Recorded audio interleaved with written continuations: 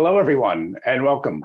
My name is Jeremy Leffler. I work in the policy office at the National Science Foundation, and it's my pleasure to welcome you today to this webinar covering concept outlines at NSF. We are excited that you can join us today. And I'm now pleased to present our speakers, Gene Feldman, head of the policy office in the Division of Institution and Award Support, and John Adamek, the renewing NSF project manager in the NSF Office of the Director. Well, thank you, Jeremy, for that introduction, and welcome to the third of our Policy Office webinar series for 2022. This is an opportunity for NSF to take deeper dives into issues that we are getting a lot of questions about through policy@nsf.gov, through the outreach that we give to the community. And so this particular webinar will be devoted to concept outlines at the National Science Foundation. Next slide, please. So I will be joined today. My name is Gene Feldman. I'm head of the policy office, and I will be joined by John Adamek. And John has a very exciting role at NSF. He is the renewing NSF project manager, meaning he's always looking at those new and exciting ideas to make the foundation a better place in terms of streamlining, simplification, what have you. And he will be providing a very important component of this particular session. Next slide. So what are we covering as part of today's webinar on concept outlines? First of all, we're going to talk just very briefly about types of NSF submissions, because this is kind of the piece where people have expressed some confusion about how this particular new type of document relates to other types of NSF submissions. And then we're going to go into the concept outline itself, what NSF policies and requirements are. I will then be turning it over to John, and he is going to talk a bit about the program suitability and proposal concept tool, or prospect. And then he will be giving a demo on the prospect system. And I know many of you have been yearning to see what this might look like. And so we're very excited that he's here to provide that demo today. Next slide, please. Well, if you look at the type of submissions in the 2022 version of the PAP guide, you will see that we had letters of intent, preliminary proposals, and full proposals. Well, with the 23 version of the PAP guide, we've actually added a new type, concept outlines. And I want to just use this particular part to say that there is a difference. I'm not going to focus on preliminary proposals or full proposals. You all know what they are. Some of the confusion has been around, well, what's a concept outline versus of a letter of intent? Some of the wording in the new PAP guide seems similar. The purposes we're a little confused about. And so I'm going to go into a letter of intent first, and then move into concept outlines to show you or try to explain what the differences are between these two types of documents. Well, first of all, a letter of intent has been around for a very long time. Many of our larger programs or new programs require submission of a letter of intent. And its purpose is really to give us a sense, NSF management and program management, a gauge on what kind of numbers of proposals that may be coming in, the kinds of basic information that we need to help assess what kind of reviewer community we may need, as well as to better manage conflicts of interest at the National Science Foundation.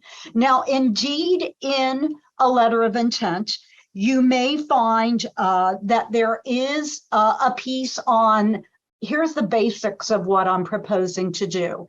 And that's where I think that folks have gotten a bit confused between the difference between a concept outline and a letter of intent.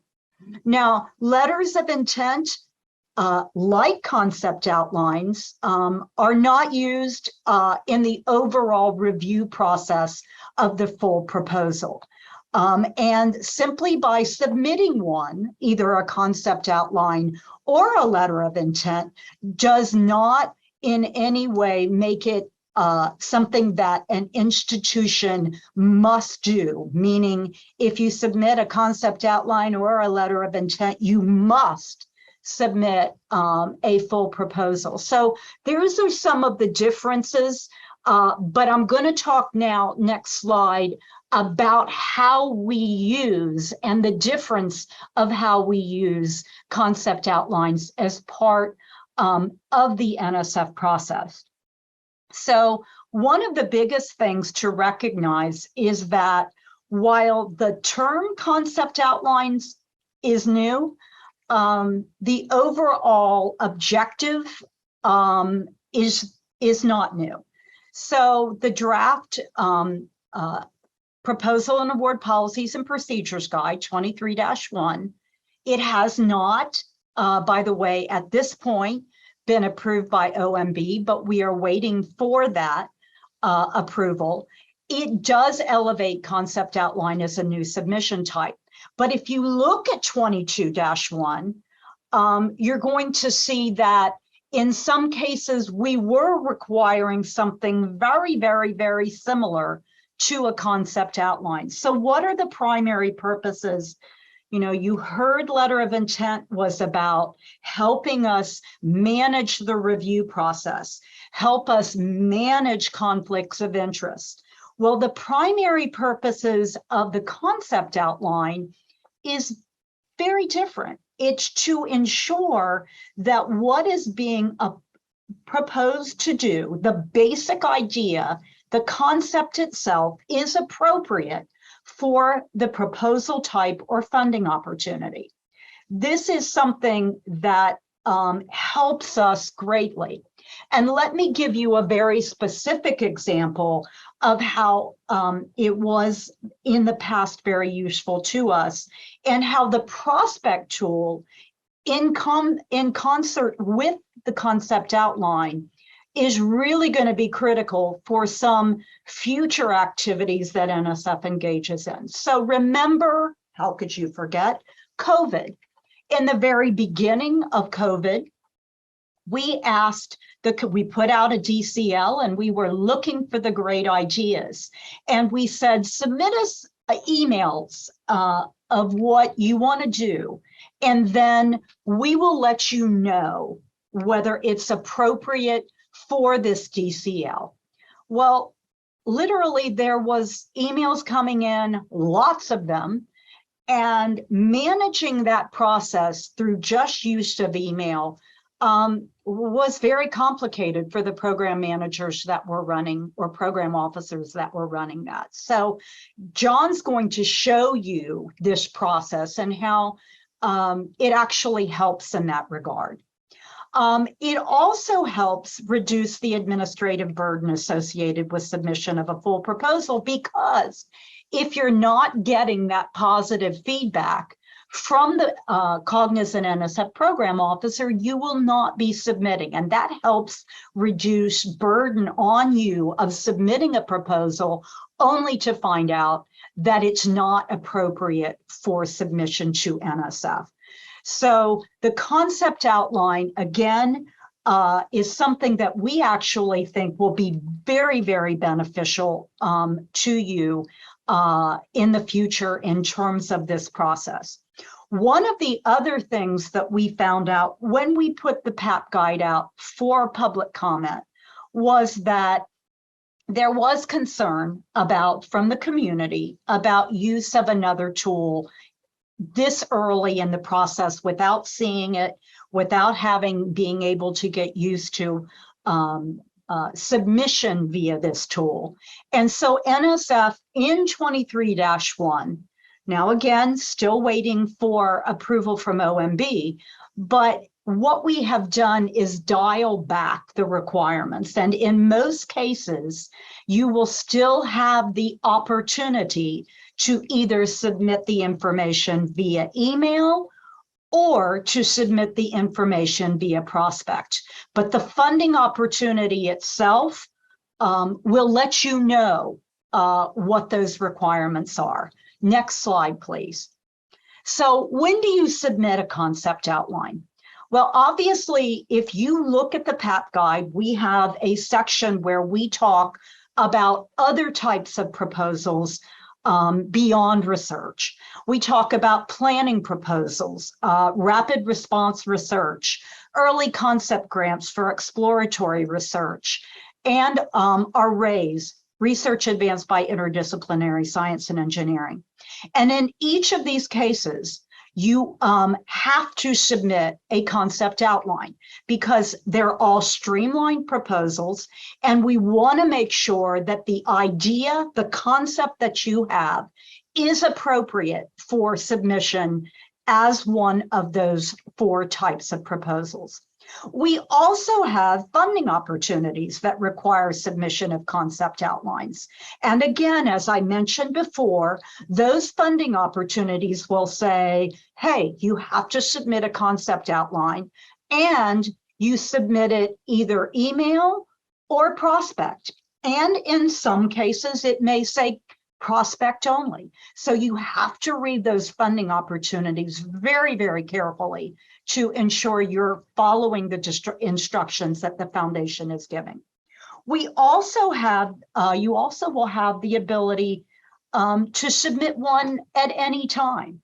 If you see a funding opportunity, it is very complex, and you're going, I'm not sure if my idea is right or not, and I don't want to go through a process of putting together this full proposal when I'm totally off base in terms of the concept that I have.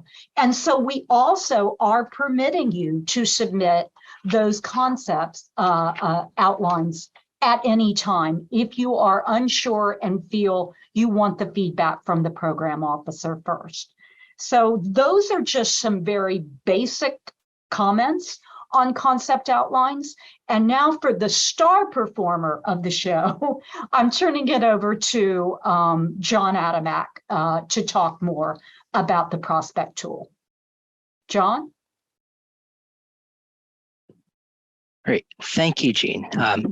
So I want to start by just introducing Prospect real quick before we get into the actual demonstration. So Prospect, or the Program Suitability and Proposal Concept Tool, is a platform for prospective principal investigators to contact NSF, of course, as Jean mentioned, to determine the suitability of a project idea or concept prior to preparing and submitting a proposal. Prospect itself, as you'll see in the demonstration, consists of a dashboard and a web form that allows you to prepare, send, and then track the status of your concept outlines. Users coming to the site must have a valid login.gov account to access and use Prospect. We'll talk about that in a minute. And Prospect is hosted at suitability.nsf.gov. You don't need to memorize this because it will, of course, as Jean mentioned, be hyperlinked and pointed to directly in the relevant funding opportunities. But at this point, we're going to leave the slide deck, and I'm going to jump to showing you a live demonstration of Prospect, and I'll walk through a couple of submission scenarios so you can understand the features, and I'll explain a bit how the tool is designed and works for submitters. So Prospect, on the Prospect home screen, you'll see introductory text and a note about how you need to use login.gov to access Prospect. This is a point where I think a lot of you might have this might be new for folks. It might raise some questions. So before we actually go in with the login process, I want to address some of the things that I think we've been hearing, or some of the top questions that have been coming through.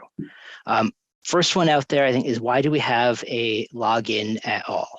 And that's actually a great question. The login part sort of stems from the fact that we wanted users to be able to save, come back to, and check the status of things later on.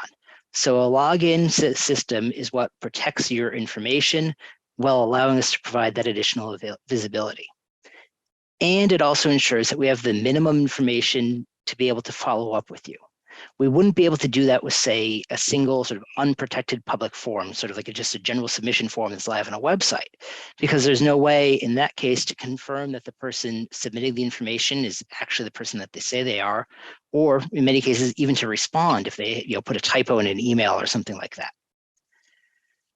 The next question I'm hearing from folks is, why doesn't this just use research.gov? Now, recall, as Jean mentioned, we have had materials historically coming into NSF like concept outlines. They've been submitted directly by prospective PIs over email to either an email alias that was set up for a program or a list of program officers, and literally anyone could reach out and send in an idea, even if they weren't set up as a PI in research.gov or Fastlane before that. So maximizing that openness was a core element that we were trying to preserve in developing Prospect, and requiring users to first establish a research.gov account would add several steps before someone could actually send us a concept outline. So we want to minimize the number of steps to achieve that. So Prospect, you'll find, requires only the minimum user information to follow up on a concept outline. So you'd be giving us a profile of a name, an email, a phone number, an organization name. Basically, the stuff that we would typically see in the header or metadata of an email or in your signature block in an email. And it's a one-time setup. You do that, and then every time you return, it's just reusing that data. That said, we're continuing to explore enhancements and future integrations between Prospect and research.gov to continue to improve our user experiences. And then lastly, from folks I've been hearing, what exactly is login.gov? This is new to me. So if you haven't met login.gov yet, at some point from here on out, you probably will. So login.gov is a federal-wide shared service for user authentication to federal government, state government, and local government websites. What it means in practical sense is that after completing a one-time link between a login.gov account and a participating site, you can just use the login.gov credentials to access the site from there on out.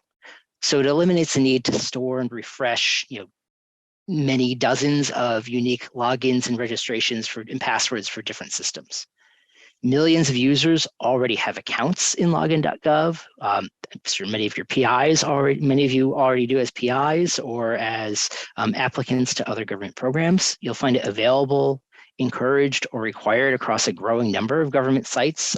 USA Jobs, which is the federal-wide hiring site, the Social Security Administration site, TSA PreCheck for many of your frequent travelers out there. And it's even available right now to link with your existing research.gov account. So you can use that single login to access both sites. Okay, so now onto the login screen. So you'll see that we have a login.gov logo and an NSF logo at the top. So you know you're in the right place. If you are new to login.gov, there's a create an account button. Once you've completed this one-time process, you can return, and frankly, you should be automatically redirected back to the Prospect login screen to complete the login. This should happen automatically, but of course, there are a wide variety of browsers and different settings that folks may have enforced and different security protocols and things like that. If you find that you are not coming back, you simply return to suitability.nsf.gov and proceed with the login. I'm not going to step you through the entire account creation today, frankly, because it will look to see if you already have an account and reject you. So it would reject me from doing this again. But you can go to visitlogin.gov to see that process if you want to learn more about that. But I'm going to cancel out of this for the moment. And while I log in, I'm going to enter my credentials here. I'm going to pause that so I'm not revealing PII on myself here. Once I've completed the initial login, you get to the two-factor authentication code. I received a code by text to my cell phone. I'm going to, again, type that in and continue with my login. And now the system has recognized me. The next thing that I'll see is the government computer system warning. You're probably familiar with this from logging into all sorts of different systems. This is an NSF system, of course. I'm going to click that next button to accept that. New users of Prospect would have one more screen before coming to this home screen, and that would ensure that you create your profile. That's a one-time stop to provide, as I mentioned, your name, your email, a phone number, and an organization name. That's what ensures that we can get back in touch with you in case we need to follow up and something's gone horribly awry or anything like that. But that gives us that information and it's saved in the back end. So returning users would just land on this home screen that's visible now. You can see that this home screen is mostly the same as the screen that we started on. The login.gov warning is gone from here. And now the instructions have changed slightly to say, click submissions above to get started. So from on the home screen, I'm going to click that submissions tab. And this goes to the main working screen where you can view a list of past concept outlines, edit saved drafts, or begin a new concept outline submission. So what I'm going to do is quickly prepare and submit a fresh one. And then after that's done, I'm going to show you a previously submitted one to demonstrate a later step in the workflow. So as I said, on this list, I can see and access any of my past submissions. These are displayed for me with identifying metadata so I can know which one I'm looking at. But I'm just going to go up here and click this new submission to start one from blank. So just for now, I'm going to focus right here on the top of the screen. And you'll see it simply starts by asking you to identify the proposal type, as Jean mentioned in that slide, the different types in the PAP guide that require a concept outline to be submitted, as well as an other category. Now, when that other category will bring up a information blank. So if I wanted to send it to any other program or specify one from specified in a funding opportunity, they'll provide instructions and say what to put into that blank if it's not one of these ones. For the purposes of this demo, I'm actually going to make this a concept outline for a rapid proposal. And then I'm going to put in a title and start filling out the rest of the form.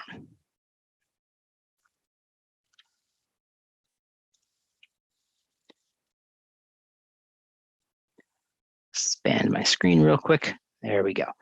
So you'll see after I chose the type and started putting in the title, the rest of the form expanded.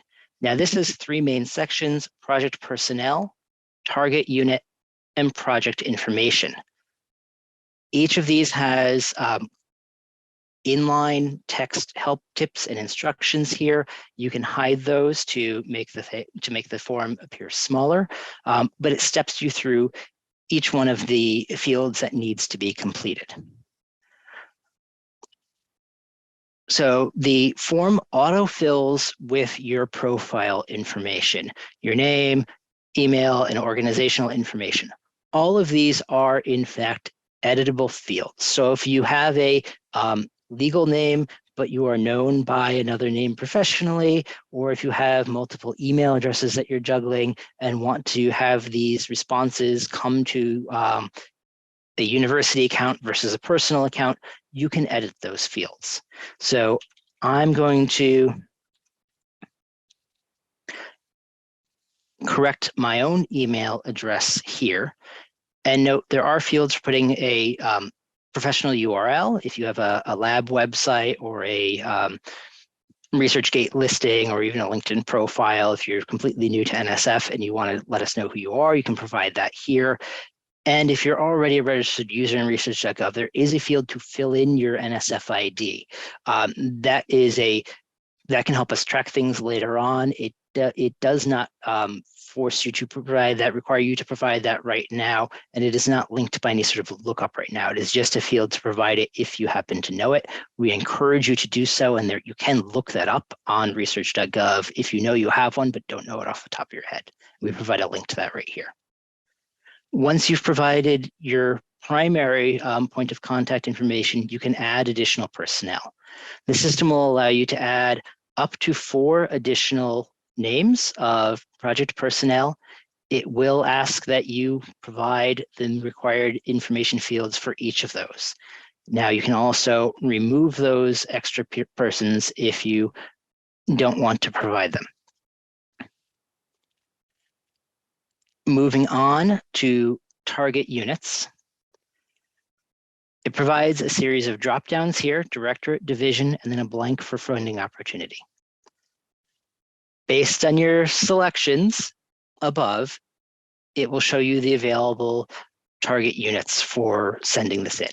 The choice of directorate and division will determine who is first alerted at NSF to the presence of this concept outline and allow us to start the handling process. So for this one, I'm going to choose the Director of Biological Sciences and the Emerging Frontiers Division. That's something I've simply arranged with them to know that this is coming in and that they're going to see this. And I'm going to ask about a program that I saw on their website called Macrosystems Biology, but I don't even know if that requires concept out. Well, I know it doesn't require concept outlines, but that's the one that I'm just going to put in there just to demonstrate this field right now. And I will note the pop-up here alerts you. This last field is a text-only field. It is not validated. It is for our informational purposes. And because people refer to programs often in different ways, they might have an acronym, they might know the full name, they might have a publication number. We can work with any of those, but this lets you put in what you know, so it helps us direct it to the right people. Beyond this minimum, all concept outlines require at least one directorate and division to be identified. If the concept outline is for a raised proposal, raised proposals require consideration by at least 2 NSF programs or topic areas. And so that will ask you to provide at least 2 listings here. You can provide up to 3 on any concept outline. I'm going to delete those extra ones for now because the rapid style, the type that I've chosen, only requires 1. And then below is the project information field. Now, this is in 3 parts. The first part is optional. That's key terms. It's asking for a list of comma-separated values that might be helpful for us to quickly scan and identify the concept outline and help direct it to the right folks. And so for this one, I'm just going to put test submission and policy webinar. That'll just help me find this later to actually conclude this in the system. Now, the main message block here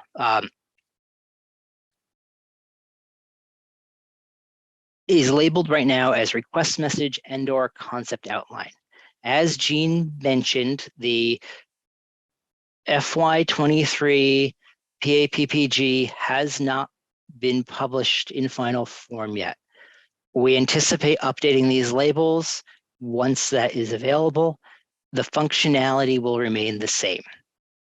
And then the last section here is relevance to, this term will change depending on your solution at the top, relevance to the rapid criteria, relevance to the eager criteria, relevance to the raised criteria, et cetera. And so it gives you a designated spot to address in a short form how this idea meets the criteria of that given proposal type. So what I'm going to do with each of these is just paste in some text from a draft I wrote in Word, actually a draft I pulled from language on the NSF website describing other programs on Word as a demonstration. When I do that, I'm going to want to check and make sure the formatting transposed appropriately from one format to the other. It usually does, but again, there's lots of different software out there, lots of different settings folks can tweak. So please double check for things like formatting changes or replacements. I think particularly with if you're working in a PDF and copying from a PDF, I know sometimes the line breaks and bullet spacing can translate oddly. But what I've got here is a formatted set of text in Word that I'm going to drop in. That includes, and I'll zoom through this real quick. You can see that the formatting actually came through. I had a centered title above this. I had some bullets that came in. I've got line breaks, more bullets, even hyperlinks worked fine. And then I have got some extra text at the bottom that I was just putting in. Laura moved some text to show the demonstration. And then lastly, again, text for this relevance to rapid criteria. So now that I have this all complete, I'm just going to hit the save button real quick. What I'm going to get here is a pop-up warning. It tells me that my concept outline is longer than the 6,000 characters that are programmed into the back end of the field. This is to prevent things from getting too large for us to handle. If you get that warning, you can simply, ideally you're working in another thing, copying this in, so you can simply pull out part of the text. I'm going to do that for the moment. I'm going to hit save again.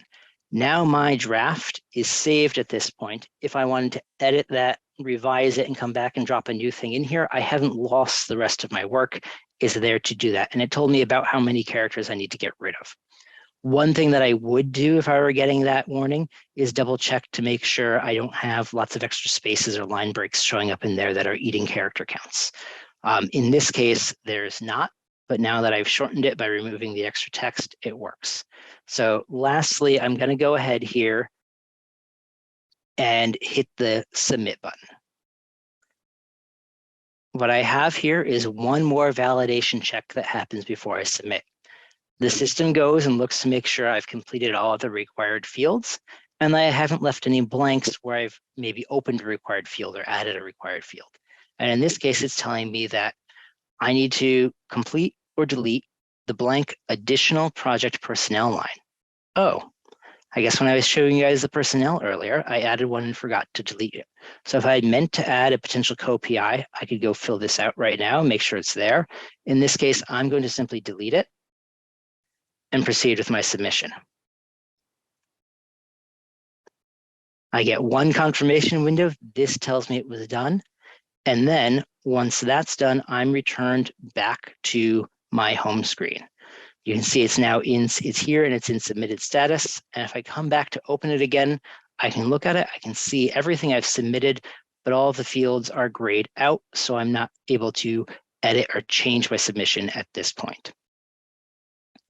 I'm going to hit, note there's two buttons at the bottom here. One is cancel submission and one is back to list.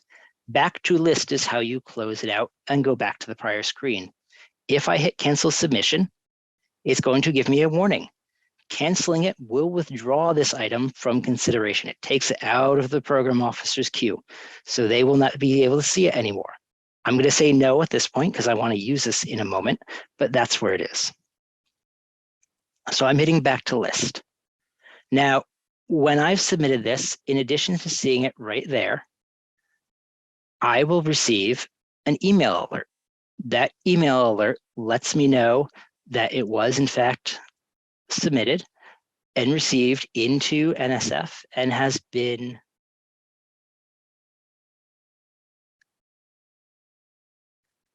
dropped into a mailbox for folks to respond to. So here's the example of the one that comes back that says your test submission was submitted.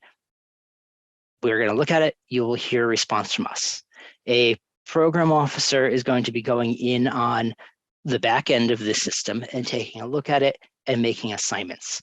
Once they've made an assignment of the concept outline to a user who's going to respond to it, you will get a second alert.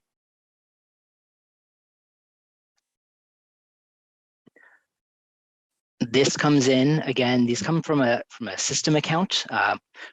As we go through UI enhancements later on, we're hoping to get that where it comes from a cleaner looking account, but don't be surprised by it. Note that it's here.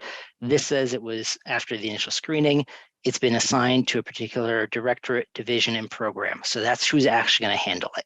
Because if something came in and it wasn't germane to the program I selected, we're going to try to reroute it and find the right home for it for someone who can give it the best consideration possible. And then as the program officer goes and looks at this, if they have a need for follow-up, if there's something missing or something incomplete, they will then send a clarification request back to you. This will also trigger an email. That email will come to you and it will invite you back into this prospect system to complete the clarification. So here's an example of a clarification email. Hello, I've seen your request, I've taken a look at it, and here in the middle, it adds what that question is or that text from the program officer is. This is intentional because we realize that sometimes the person who is best suited to answer this question might not be the person who's the contact person. There might be someone else who needs to be looped in on this. So we put the question there so you can write up your response to it and then come back. And by clicking this link, it would take you back to the prospect homepage. But since I'm already logged in, I will just show it to you. Here, this one here is looking for clarification, is the status is in. And so I'm going to click into that and I'll show you the response process. So here again, I see the submission. And at the bottom, I have the buttons we saw previously, go back to the list, cancel submission, and also one that notes there's a pending clarification. If I click this button, it provides a pop-up window that shows me, again, the questions the program officer sent and a place to put a response in. And I'm just going to put some demonstration text into here.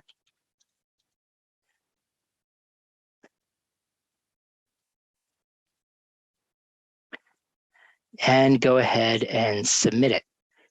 That will go back to the program officer. The program officer is then able to see that response, weigh that additional information as part of their decision, and render a final decision with a invite to submit a full proposal or an explanation of why it's not suited to the program. Once the clarification has been submitted, the program officer can again see the updated information and render their response. And so for the two submissions that are in here, I'm going to go ahead and have one invited and one declined just to show you guys what the end result looks like. And so if I go ahead and refresh this screen, we should see the invite and decline results already. Yes, okay. So now you can see one was invited, one was declined, and I'm going to show you what the emails look like for both of those. So the invitation that comes back is again coming from this automated message system, but it's a letter signed by the program officer. And in this case, it provides an invitation to submit an eager.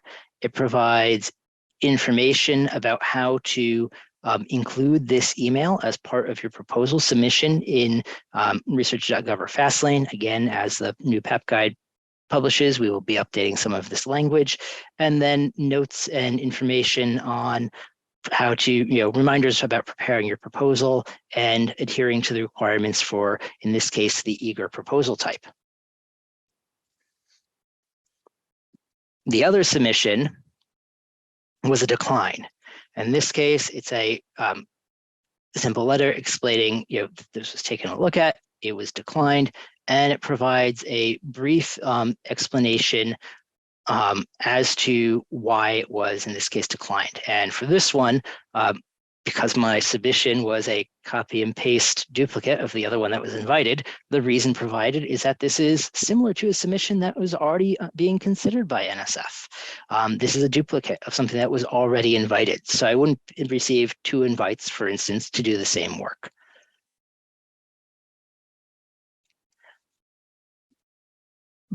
But with that, we sort of end the workflow of a concept outline submission and handling from the PI's perspective. And so I can pause now or end this talk, and I think we can take questions, and I'll turn it back over to Jean, I believe, for the rest. Thank you. Okay, well, Jean is here and John is back. And we've been looking at your questions, answering some of them in the Q&A, and also I've been looking at different themes of questions that have been coming in. And the first general thematic area that I wanted to cover was really the intent and purpose of the concept outline, because we have these things, as Jean talked about earlier, called letters of intent, and then we have the concept outline. So perhaps, Jean, you could talk a little bit about the difference between these two and how they're used at NSF. Okay, that's great, because I'm like you, many of the questions that came in still see this confusion. And LOI is really submitted in advance of a full proposal, like a concept outline. So they're consistent in that regard. Neither are really necessarily binding documents from a perspective of forcing you to submit or not submit a full proposal. But the letter of intent is really to help NSF gauge the number of proposals received, the type of topical areas that we may need to find reviewers for. Again, not concept outline. Also, it is helping us avoid conflicts of interest, because we know more information. That's what an LOI is for. What we're talking about, and this is kind of a theme in the questions, the concept outline is used to assess the idea. What are you proposing to do? And is that a right fit for rapid, eager, raise planning? Or the funding opportunity that is requesting one of these? Or in the case of, I'm just not sure if this is right, it's about the concept. And that's why we're seeing a lot of questions about, hey, why, the AOR can do this too, right? Well, when we're talking about the science and the actual technical content, that's what a concept outline is for. And that's why the PI is submitting those to the National Science Foundation. So one is about the review process and planning for the review process and helping us gauge what we might need in the way of reviewers, whereas the concept outline is the concept or idea itself that we're looking at. So I did see one on specifically directed at the PIRE program. And let me simply say that NSF policy is that these are not used to assess or provide a response on whether you should or should not submit. Rather, it's more to help us plan. And that certainly is how the language is described in the PAP guide. John, would you like to add anything further to that? No, Gina, I think you hit the nail on the head with that one. That was a really great explanation of the differences between those. I do see one theme in the questions that I see a bunch of that I do want to sort of jump in and answer, and that's with respect to AOR access to these items and what's planned. So right now, as we mentioned in the slides, the design of this tool was really to maintain as much of the openness of email submission as we have done historically. And so right now they do not go through an AOR on their way to be submitted. We do have it sort of on our list of future enhancements to figure out a better sharing mechanism for that. We do not have a timeline for that right now. However, the way the system is set up, an AOR, an RA, another staff member can in fact go in and create a submission and send it. And as I did in the demonstration, right, the personnel information loads in, right? It fills in my name first, but I can go ahead and I can write over that. So if I were a staff member submitting on behalf of my PI, I could go in, start it, fill it out, and complete that submission on their behalf. The PI would get the follow-up emails. So that's the one caveat is if something came back and it said, hey, you need to come back in and complete a follow-up clarification request, the person who actually submitted it, who did the login, would need to work with the PI to go in and complete that follow-up form. And that is what I meant by not at this time. Yeah. I really believe, though, that typically the kind of information that is provided conceptually is obviously from the faculty member or the PI. Right. This person is just taking an administrative step, but we're always going to respond back to the PI because it's that concept that we are assessing. So I want to go back to the intent and purpose, because we had a couple of questions asking us, is this intended to replace a PI reaching out to a PO for feedback? And will PIs be expected to use concept outlines in lieu of, say, sending an email or a white paper asking about whether their idea aligns with the program? Well, just from a policy perspective, I think that us providing you with what kind of information we envision being in a concept outline, and you're seeing this system now, you will see that it provides the information that a program officer needs to make certain decisions or make certain recommendations back to you.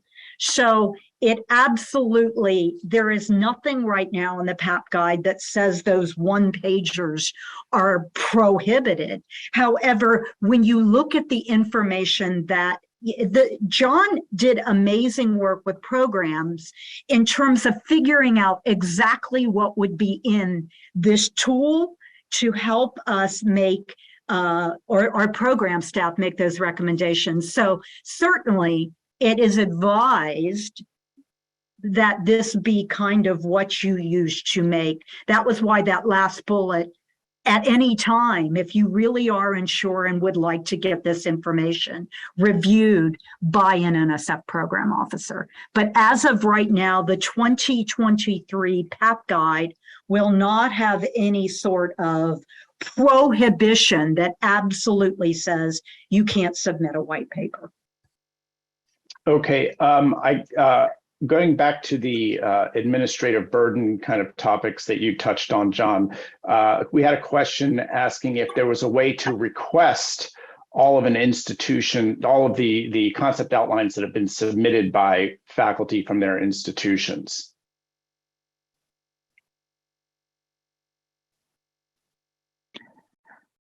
So that is something we can look up in the system. The way the information is recorded, we do follow up on things like that. I know folks, there was, I think, also a similar related question to how might you track things if there is a submission limit in the funding opportunity. Yes, yes. That was going to be my next question. Yeah, exactly. Right now, we have not had any funding opportunities come out that have had submission limits on the concept outlines themselves.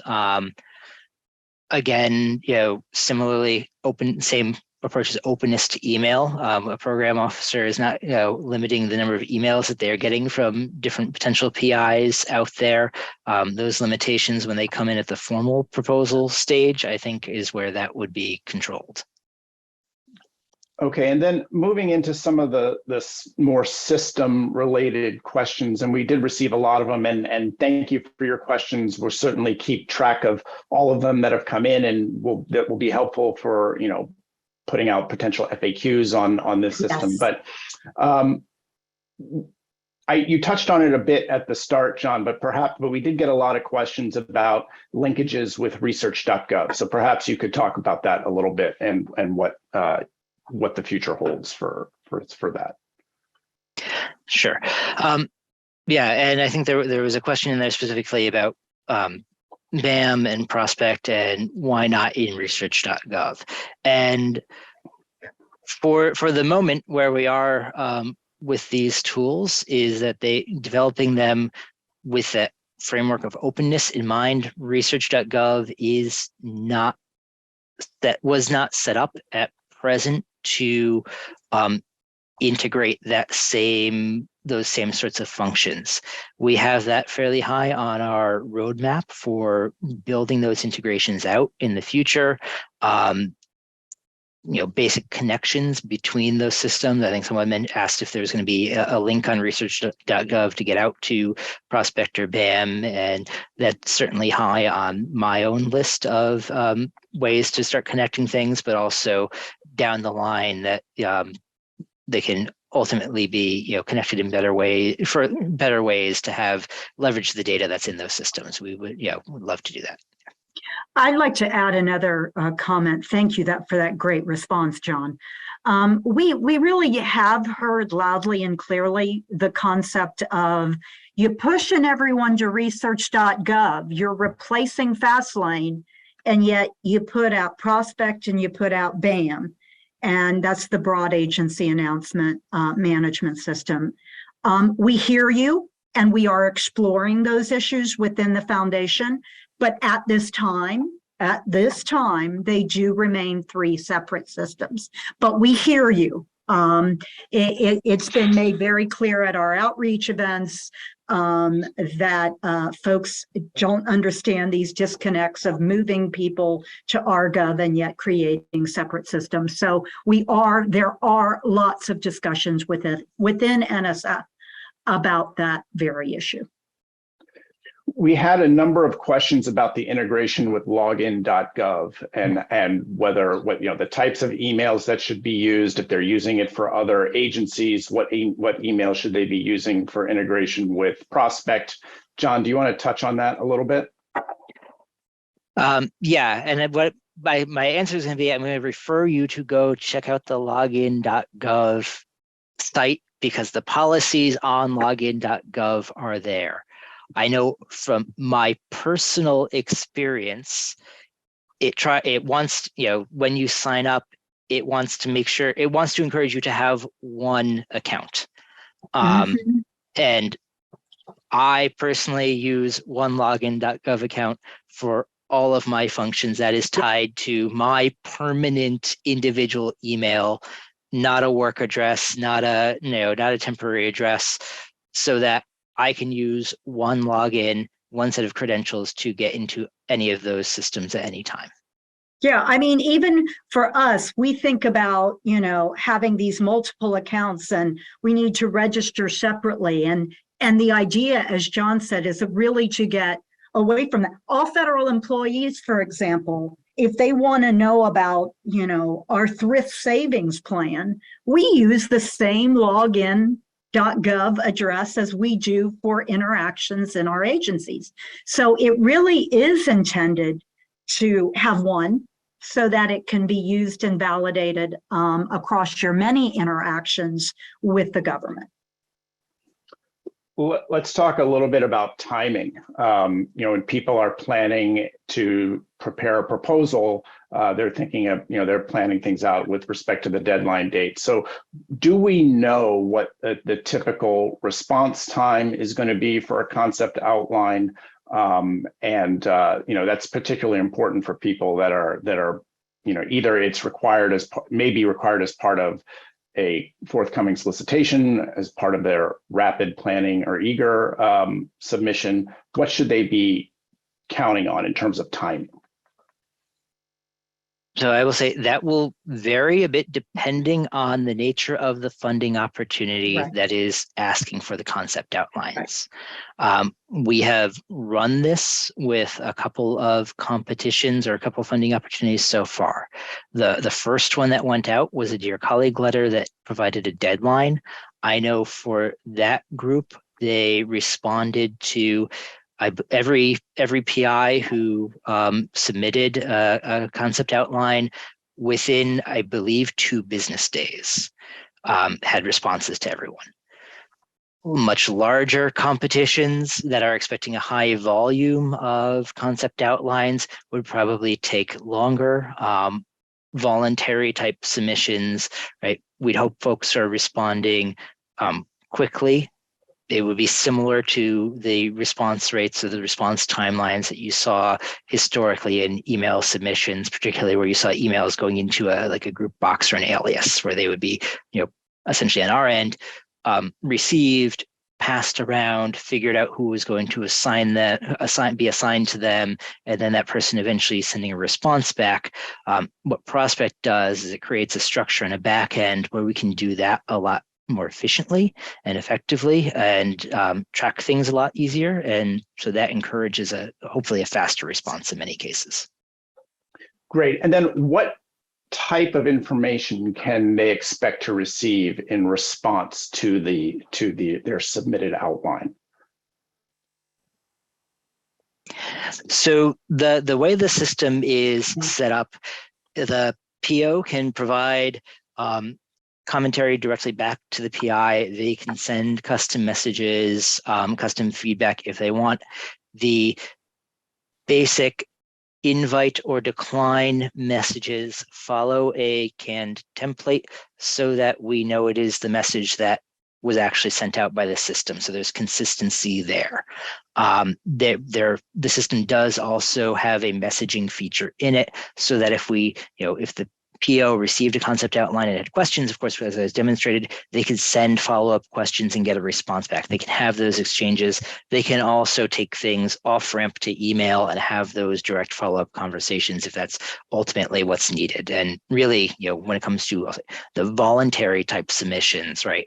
Prospect is a way to start those conversations, right? We hope and expect, prospective PIs will have productive conversations with POs prior to submitting proposals, and we've always encouraged that. And prospect and concept outlines are just a way to get folks in the door to start those conversations without leaving it sort of hidden, like a mystery of, oh, what do I need to do? What's right? Well, here's a simple form to fill out. We guarantee that will get you in the door to start having those conversations, and that's how it works. Great. Thank you both. And I do also, before we go, want to just let everyone know that we do have a fall grants conference coming up on November 14th to 17th. If you haven't done so already, you can visit nsfpolicyoutreach.com. You can sign up to receive email notifications about registration, about this event and other upcoming events. Thank you all again, and hope you have a wonderful day.